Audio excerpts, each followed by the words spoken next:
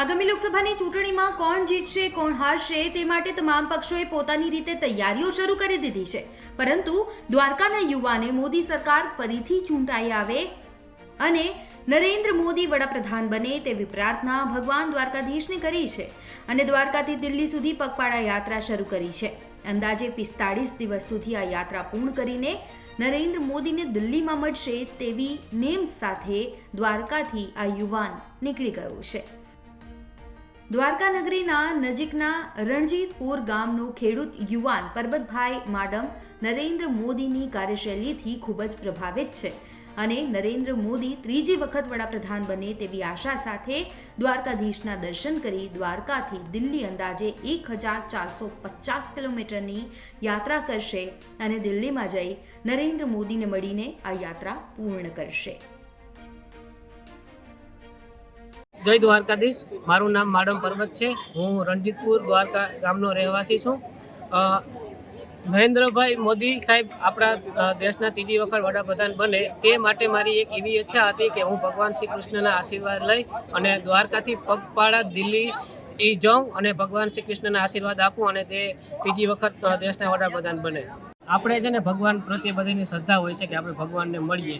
તો હું અહીંયા છું, હું ભગવાનને ચાલતા અહીંયા મળવા આવ્યો છું અને નરેન્દ્રભાઈ સાહેબ એક મારા માટે એક મહાન પુરુષ પણ છે અને ભગવાન બરાબર મારા માટે છે. એટલે મને એવું થયું કે આ મહાપુરુષ માટે મારે ચાલીને જવું પડે અને નરેન્દ્રભાઈના 2014થી જે રીતે એના નેતૃત્વમાં એનો આપણો દેશ આગળ વધી રહ્યો છે તો મને થયું કે ભાઈ હું નરેન્દ્રભાઈને આ રીતના મળું. હું 40થી 45 દિવસમાં 1450 કિલોમીટરનું અંતર કાપીશ અને અહીંયાથી જામનગર, રાજકોટ, અમદાવાદ, ગાંધીનગર, શ્રીનાથથી મારો રૂટ છે જે ગુરુગ્રામ પીએમઓ સુધી છે. કેટલા દિવસ લાગશે આપણે પહોંચતા? 40થી 50 દિવસ. પર્વતભાઈ, આપણે ઘણા ટાઈમથી જોઈએ છીએ કે ભાઈ આપણો દેશ જે છે એ ચારે બાજુથી અનેક સમસ્યાઓનો ઘેરાયેલો છે, બરાબર?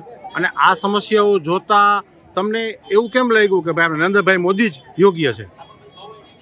મોદી સાહેબમાં અત્યાર સુધીમાં જેટલા નેતા આવ્યા છે મોદી સાહેબ જેવા નેતા કોઈ આવ્યા નથી. મને એવું લાગે છે કે મોદીજી સાહેબના નેતૃત્વમાં આપણો ત્રીજી વખત વડાપ્રધાન બને અને જે રીતના દેશ ચાલી રહ્યો છે સાહેબ બધા પ્રશ્નનું ઉલ્લેખન લાવવાના છે. ચાલીને સંદેશો એવા દેવા માગું છું કે સાહેબનું પણ એક વિઝન છે ફિટ ઇન્ડિયા. તો અત્યારના યુવાનોને ફિટ રહેવું જોઈએ અને પોતાના શરીર માટે થોડું ઘણું ચાલવું જોઈએ એ પણ ઉદ્દેશ્ય છે. એટલે જ ને સાહેબનું ફિટ ઇન્ડિયા મુવમેન્ટ પણ હું થોડુંક એમનું બી પ્રમોટ કરું છું અને એ રીતના ચાલીને મારો આવો વિચાર હતો કે સાહેબનું ફિટ ઇન્ડિયા વિઝન પણ એક સક્સેસ થાય એ રીતના.